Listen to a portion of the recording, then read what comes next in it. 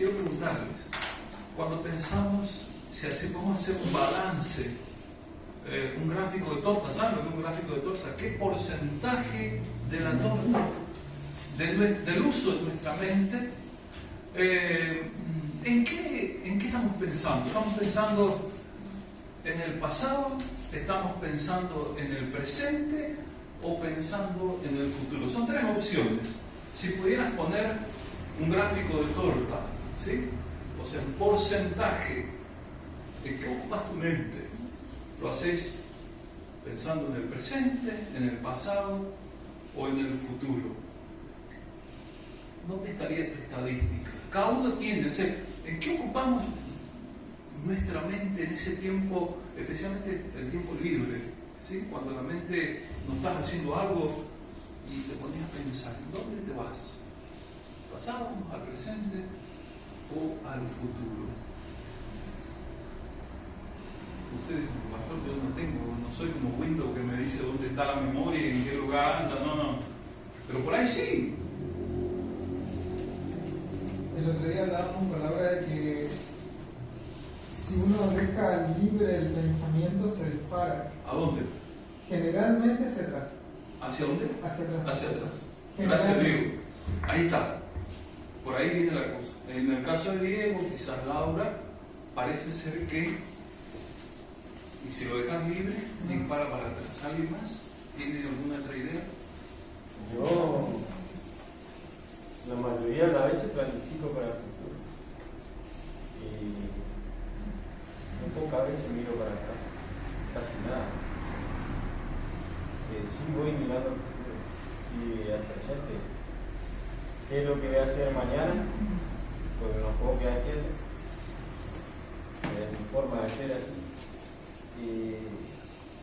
Y planificar para... ¿Te vas para adelante? Para adelante. Totalmente. Germán, en el tiempo libre, galopa.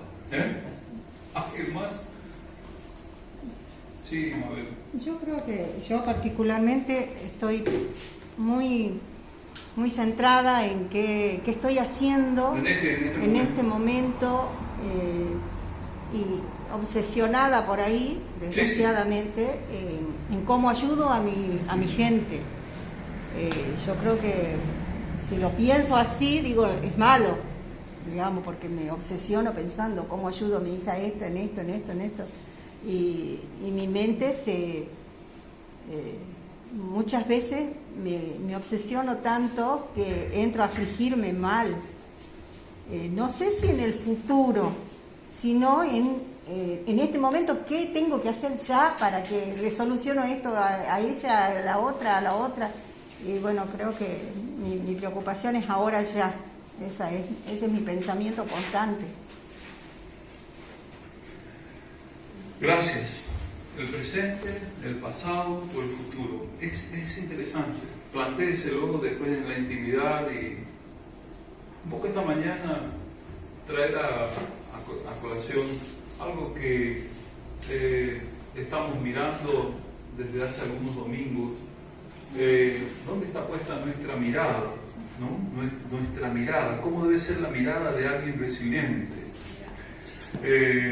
Resiliente como Fernández, digamos, que insiste en estar aquí, aunque se le ha dicho que no tiene lugar, pero bueno.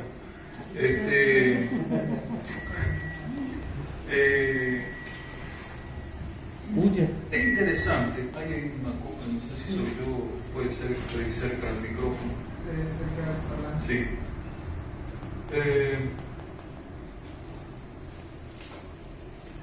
Dice, estaba buscando la frase, C.S. Lewis, al escribir un libro que se llamaba Cartas de un diablo a su sobrino, ¿sí? Él allí encarna de alguna manera en su escritura, hace que un diablo le escriba a su sobrino, ¿no? Y habla del enemigo como Dios es el enemigo del diablo, ¿no es cierto? Entonces él un poco hace este juego de fantasía para poner en evidencia la vida cristiana, ¿sí? ¿Y de qué se ocupa el mal?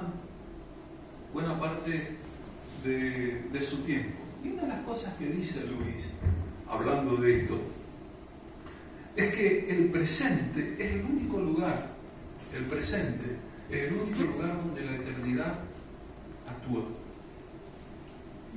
Donde Dios está y donde nosotros, nuestro tiempo se encuentra con Dios. Dios no conjuga el verbo pasado. El pasado para Él es presente. El futuro es presente. Este instante es para Él también el presente. Entonces tiene razón en un sentido C.C. Lewis al decir: el único lugar de encuentro con la eternidad es este día, es este momento, este instante. Y como decía Diego, como también Germán decía, muchas veces o nos vamos para atrás o nos vamos para adelante, o no podemos disfrutar, por algo que decíamos Mabel, del transcurso del presente. Preocupados por esto, por aquello, no nos animamos a disfrutar de lo que nos toca este día. Y dice en esta carta, después si les interesa, se las hago llegar, porque es interesante el desarrollo de la idea. Dice él en esta carta, el diablo escribiéndole a su sobrino, dice: lo tenemos que, a nuestro paciente, ellos piensan en el cristiano como un paciente, ¿no? A nuestro paciente lo tenemos que tener enfocado en el futuro o en el pasado. Lo que tenemos que es distraerlo del presente. Y uno dice: oh, pero ¿y esto será así o no es así? Y cuando me puse a mirar algunas de las ideas de donde Luis toma, yo quiero invitarles a abrir su Biblia en un pasaje de conocido, pero que nos va a ayudar simplemente a la reflexión esta mañana. Hebreos, capítulo 12, un pasaje que para mí es clave para el día a día en la vida cristiana. Por eso me lo van a escuchar repetir muchas veces. Quizás algún día se nos incorpore. Hebreos 12, 1 hasta el 2 y 3, nomás, porque me detuve allí y me quedé a pensar en este texto.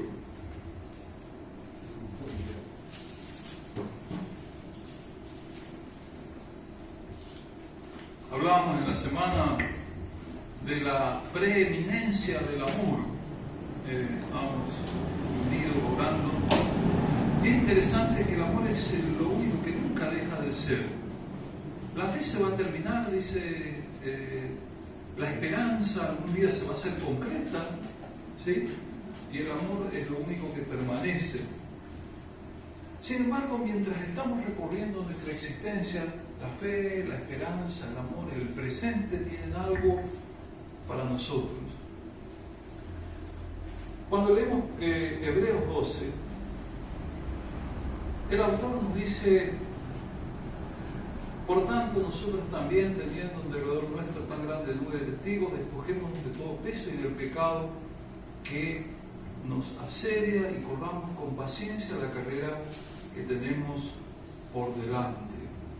Una mirada resiliente es una mirada que identifica, dijimos ya, unas cargas que son inútiles y pecados, cargas inútiles y pecados.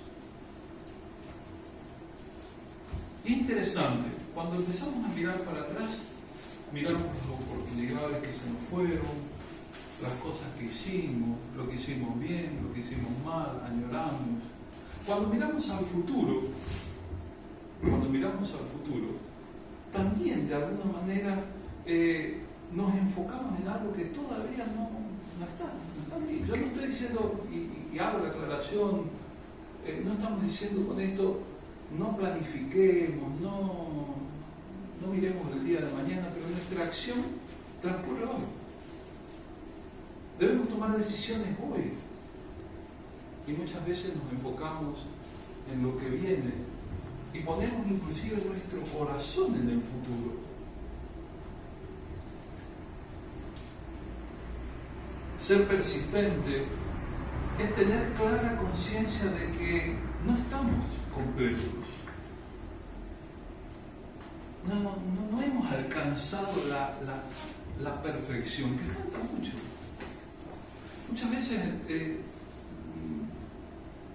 deberíamos plantearnos cómo estamos. ¿Estamos inquietos? ¿Estamos felices como venimos? Es interesante que sea por una u otra, la vida cristiana no se completa hasta no estar con Cristo. ¿Se acuerdan? Decíamos, si uno mira 1 Corintios 13, el verso 12 más o menos, entonces dice Pablo, conoceré como fui conocido, voy a entender como Dios me vio. Pero hasta entonces todavía en mi vida, como él mismo dice, yo estoy viendo como en un espejo. Estoy viendo como en un espejo. A veces las cosas inclusive patas arriba o dadas vuelta. No claramente. Los espejos de la antigüedad eran todavía más de peor calidad, si se quiere, que los que tenemos hoy. Porque se hacían con metales, otros que a veces distorsionaban la imagen. Entonces, por un lado, no quedarse en el conformismo, decir, ya soy salvo, mi salvación me da la libertad para hacer y hacer lo que quiera. O el otro, que nunca parece alcanzar y vive en una ansiedad por lo que todavía no es. La vida cristiana es un camino en ese medio, entre esas tensiones. Lo que pudo haber sido, si yo hacía esto, si hacía aquello, o lo que voy a hacer, y nos perdemos este día precioso, increíble, asombroso, único, que Dios hizo para nosotros. ¿Qué nos pesa? Dice Pablo, el autor de Hebreos. Para mí a veces discuto si es Pablo o no, pero por eso digo del autor de Hebreos. Despojémonos de todo peso y del pecado que nos asedia. ¿Qué nos pesa? Yo anoté dos cosas por lo menos: el pasado y la conciencia. El pasado puede ser algo pesado. El pasado puede pesarnos. Quizás vos me digas, no, a mí me pesan otras cosas. Me pesa no haber, qué sé yo, tal o cual cosa. Me pesa. Cosas que nos pesan, que llevamos en la mochila inútilmente. Es un buen tiempo contemplar la salvación y nuestro recorrido hacia Cristo como un espacio para despojarnos de todo peso. El pasado, la conciencia. Pablo escribe mucho de la conciencia al escribirle a Timoteo. Si usted agarra las cartas a Timoteo, Pablo utiliza varias veces la palabra conciencia. Una buena conciencia, una mala conciencia, una conciencia clara. Y uno dice, bueno, también, ¿pero qué es la conciencia? ¿Qué es la conciencia? La conciencia es esa comprensión de nosotros mismos. Cómo nos vemos, cómo nos entendemos, de nuestras acciones, de nuestros actos. Lo bueno, lo malo que hayamos hecho, cómo nos vemos, cómo nos percibimos. Muchas veces la conciencia pesa. ¿Y está ligada al alma? ¿Perdón? ¿Está ligada al alma? ¿Sí? Porque somos almáticos. Sí. Y nos produce esta conciencia no sana, no sanada, una carga inútil. Yo quiero simplemente un texto. Si ustedes quieren leer después, 1 Timoteo 1:19, 3:9, 4:12, están ahí Pablo hablando de la conciencia, pero quiero tomar una en particular esta mañana por la cuestión del tiempo. En Hechos 24, ¿sí? Hechos 24, si alguien me ayuda con la lectura, verso 16. Quizás lo que deba ser nuestra conciencia. El pasado, en particular, como carga, es una carga que deberíamos aprender a deshacernos. ¿Sí? Pero la conciencia en particular es muy, muy especial. ¿Qué dice Hechos 24? Y procuro tener siempre una conciencia sin ofensa ante Dios y ante los hombres. Ah, qué lindo. ¿Qué dice la tuya, Guillermo? ¿Lo mismo? No, 24, ¿cuánto era? 24:16.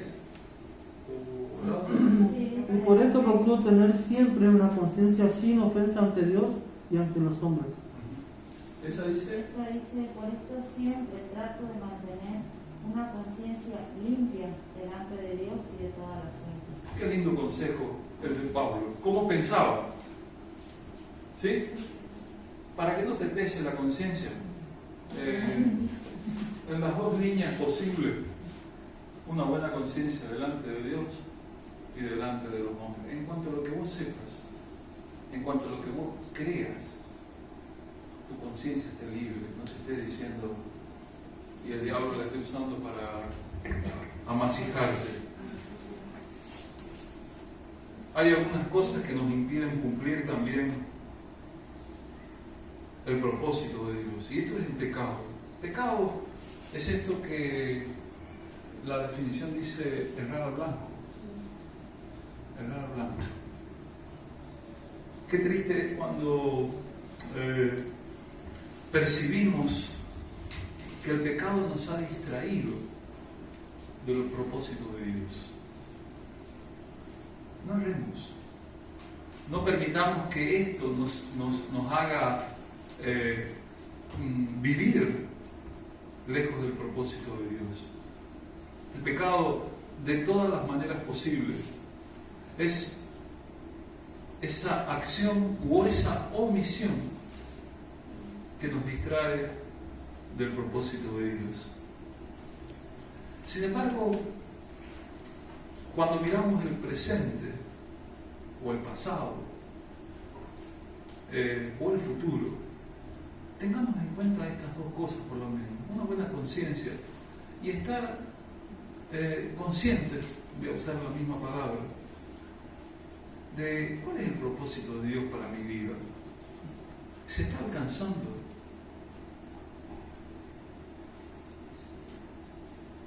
Si el propósito de Dios para tu vida no se alcanza, muchas veces esto va a traer tristeza.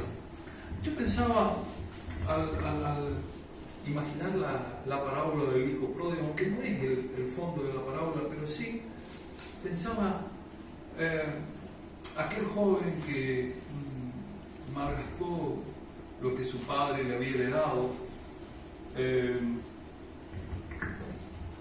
Ese joven, al volver de su fracaso, de alguna manera volvió al camino, volvió al propósito de Dios. Y es interesante que el abrazo del Padre no incluye el pasado, tampoco incluye el futuro. Simplemente hay una fiesta hoy. Hoy. No hay pasado, no hay futuro, es hoy. El que llega dice: yo voy a ir a mi padre y le voy a decir que yo me equivoqué. Hoy. El Padre conjuga hoy. Perdona hoy. Abraza hoy. Dios conjuga todo su tiempo en presente.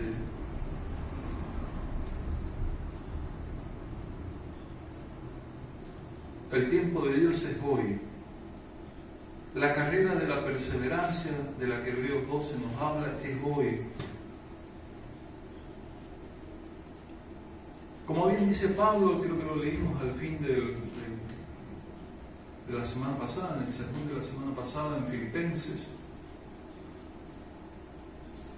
no importa mucho, inclusive los logros del pasado, importa hoy, importa continuar adelante. Me gustaría que miráramos Mateo 6, 25 al 34. Allí hay un relato sobre, dentro del Sermón del Monte, más que un relato, una enseñanza de Jesús.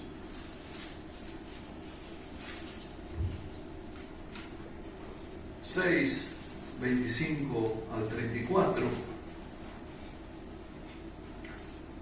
una enseñanza sobre la ansiedad. No se afanen, dice el Señor. Si la comida, el vestido, las cosas que faltan, lo que no tenemos.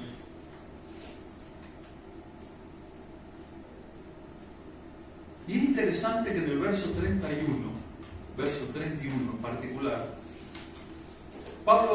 el Señor dice: no se angustien pues diciendo, ¿qué comeremos, o qué beberemos, o qué vestiremos?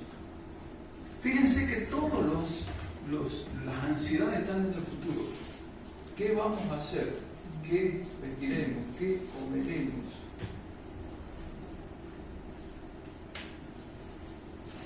El futuro. Dice Luis en su carta, en una de esas cartas de las que le hablé, hablando de las virtudes. La gratitud mira al pasado, el amor hacia el presente, el miedo, la avaricia, la lujuria, la ambición, todas miran hacia adelante, están ancladas en el futuro. Y es interesante que en la mirada de Jesús, muchas veces esa inquietud, esa ansiedad se transforma en avaricia inclusive. ¿Se acuerdan de aquel que construía graneros? Capítulo 12 del Evangelio de Lucas. Estaba variadísimo, dice: wow, estoy cosechando. Y fíjense, si ustedes quieren mirar en Lucas 12, verso 19,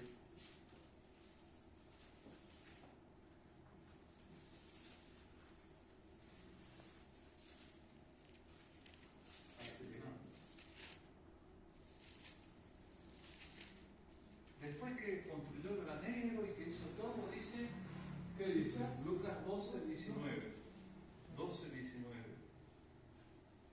Ya construí el granero, ya está todo guardadito, voy a guardar todo lo que junté, y diré a mi alma: alma, muchos bienes tienes guardado para muchos años, descansa, come, bebe y regocíjate. De nuevo, el futuro impidiéndonos contemplar el presente con los ojos de Dios. El futuro, el tiempo que vivimos, la angustia que vivimos, la que vive nuestra sociedad, nosotros que estamos descansando en el Señor, amén. Pero la angustia que vive nuestra sociedad tiene que ver con el futuro. Y no estoy diciendo que está mal, porque la realidad indica de que las cosas no están bien, pero que no te coma la cabeza, y especialmente que no te quite la paz de Dios, el futuro.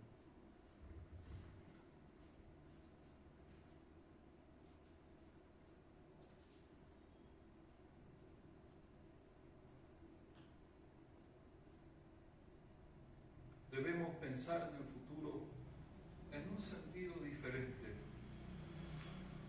Al escribir la carta de Efesios, Pablo dice que Dios preparó de antemano las buenas obras para que anduviésemos en Dios.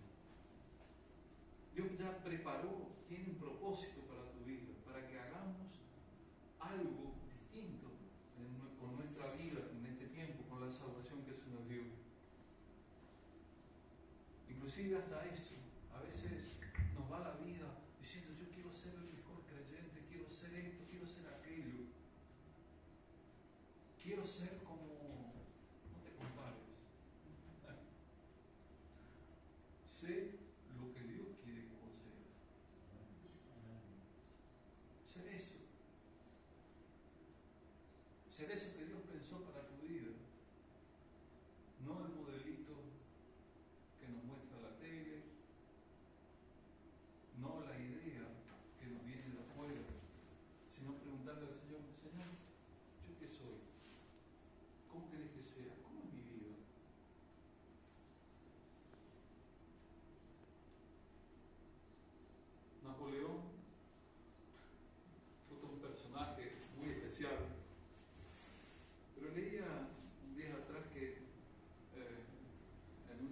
su etapa de apogeo, habían invadido Egipto, ¿no? Se fue allí con un grupo de 30.000 hombres. Y se llamó un grupo de científicos porque el tipo estaba muy interesado con todo lo que era las pirámides, la egiptología y qué sé yo, ¿no? Tomó en cuenta algo que era una tradición, una creencia, de que los grandes conquistadores del mundo habían ido a Egipto, entre ellos Alejandro Magno, y habían estado en la pirámide de Keops a solas, en el sarcófago, en la zona donde estaba la tumba. Entonces, después de estar allí, se hizo acompañar por un grupo de soldados y pidió quedarse a solas en el sarcófago. Se metió adentro, estuvo por 7 horas allí. Un loco importante, digamos, no solo se metió en una tumba, a estar a solas para tener algún tipo de revelación. Cuando salió de ahí 7 horas después, dice que lo encontraron pálido, un susto marca cañón. Dice que nunca habló de esto, sino dice que fue una experiencia que esto es lo que cuentan sus biógrafos. Qué triste es pensar que alguien tenga que ir a encerrarse a una tumba para encontrarse consigo mismo o tener una experiencia esotérica. Qué lindo es encontrarse a solas con Dios. Con el Dios de la vida, no con el Dios de la muerte. A solas con Dios, que sabe quiénes somos y puede darnos sentido, propósito y camino. Termino. La carrera de la perseverancia es hoy. Esta carrera de la que Hebreos 12 nos habla y nos insta a permanecer con los ojos puestos en Jesús, el autor y consumador de nuestra fe. Es una carrera del hoy. Y quiero, terminando ya, que volvamos a Filipenses, un texto que estuvimos la semana pasada, Filipenses capítulo 3. Allí por el verso 13, 14.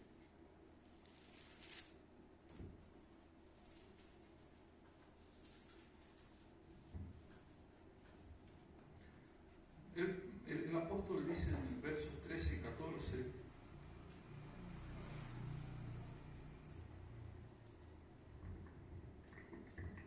que él que él prosiga la meta con tal de alcanzar a Cristo, ¿no? Para lo cual también fui asido por Cristo.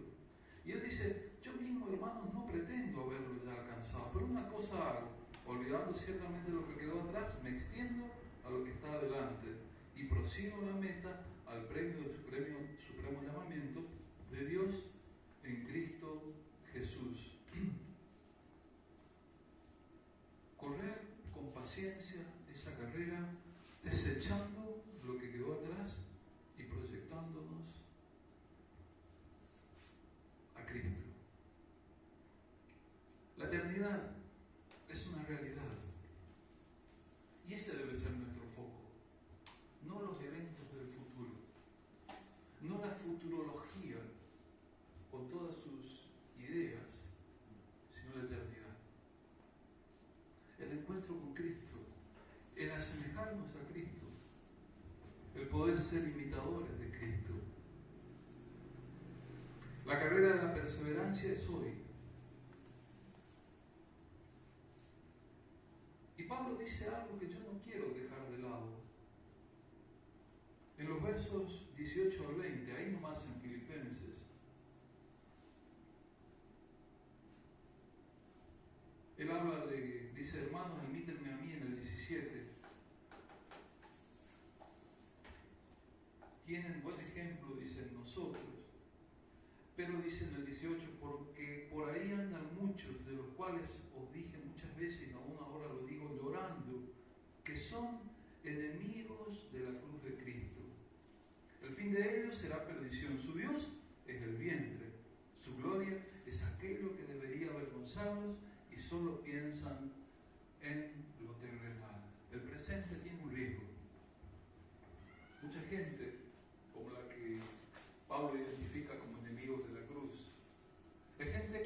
piensa en qué hay para comer hoy, en cómo quedarse con todo lo que hay para comer hoy. Los enemigos de la cruz de Cristo están pensando en satisfacer sus deseos, no los deseos del Señor. Y yo quiero animarnos a que pensemos también en no ser enemigos de la cruz. Porque a veces, de nuevo, quizás porque nos quedamos dormidos o porque nos equivocamos del foco, nos transformamos en enemigos de esa cruz. Terminando, se me pasó el tiempo, perdón.